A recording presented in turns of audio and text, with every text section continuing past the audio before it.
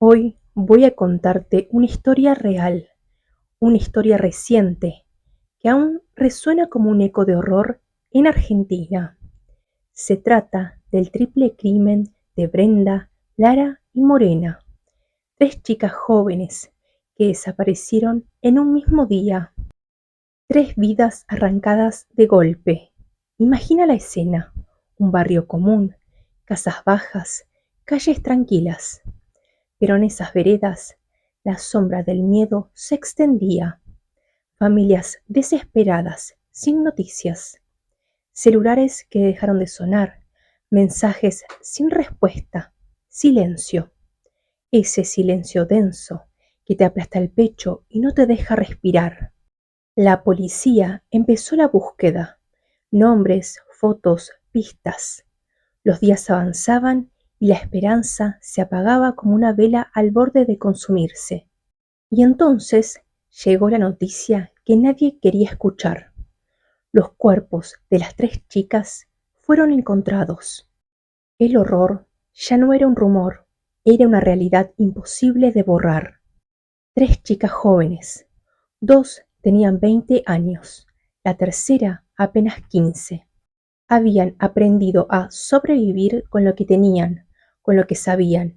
Eran trabajadoras sexuales, en un barrio donde las promesas fáciles siempre parecían la única salida. Aquel viernes, alguien tocó a su puerta con una oferta tentadora: una fiesta privada, $300 para cada una. La cifra brillaba como oro ante sus ojos. Aceptaron una vez más.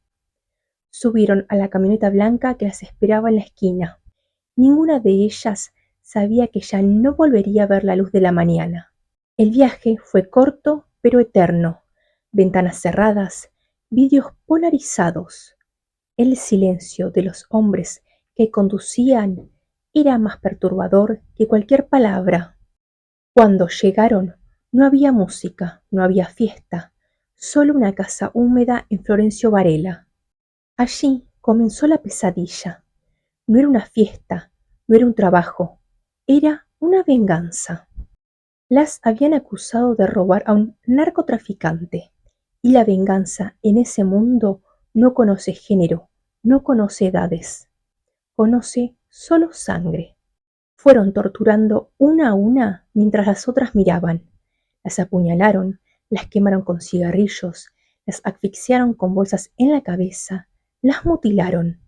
Con las cámaras de los celulares encendidas, una transmisión privada, 45 espectadores, todos ellos cómplices, todos ellos testigos, mirando en la penumbra digital cómo se desplegaba el espectáculo del dolor y la venganza.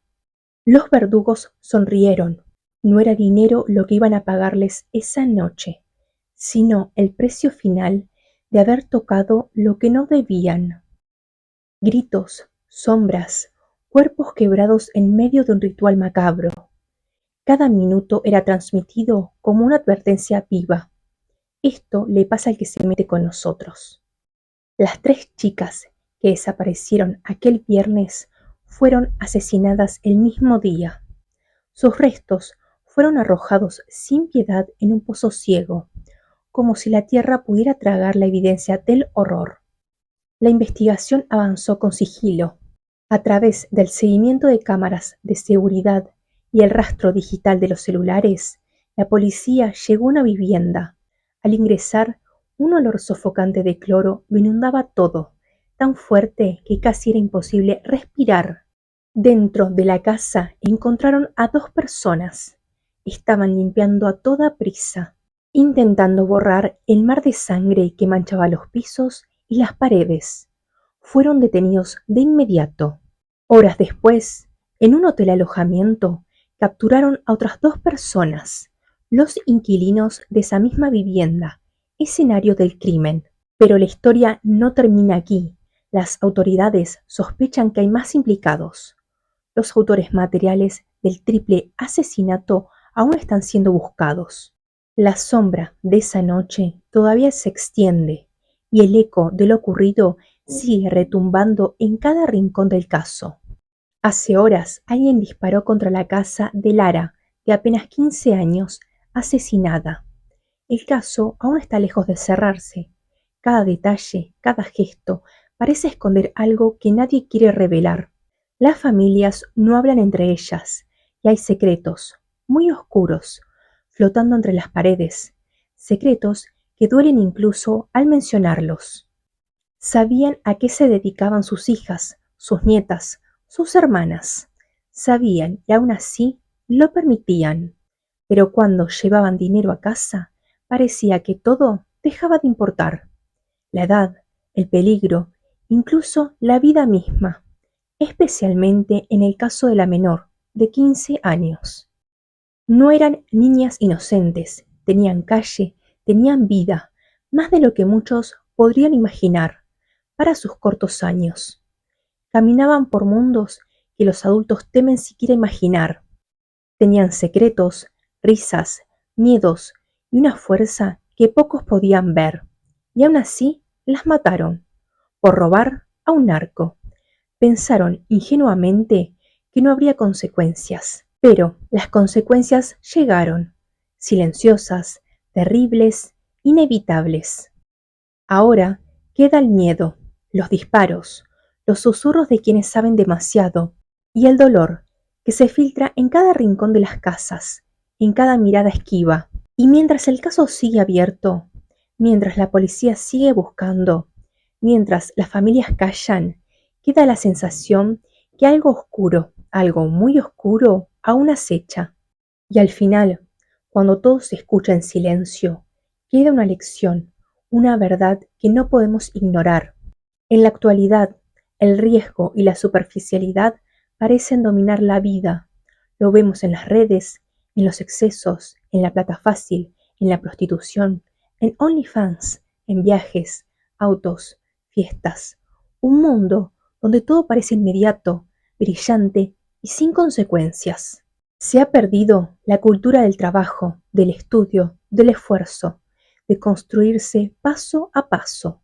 Todo debe ser rápido, todo debe ser fácil, todo debe llegar ya, pero la vida no perdona, porque tarde o temprano todo se paga. Cada decisión, cada atajo, cada deseo que se persigue sin medida tiene su precio, y muchas veces ese precio es más alto y más cruel de lo que podríamos imaginar. Quizá la verdadera riqueza está en aprender a esperar, a esforzarse, a valorar lo que realmente importa, antes de que sea demasiado tarde.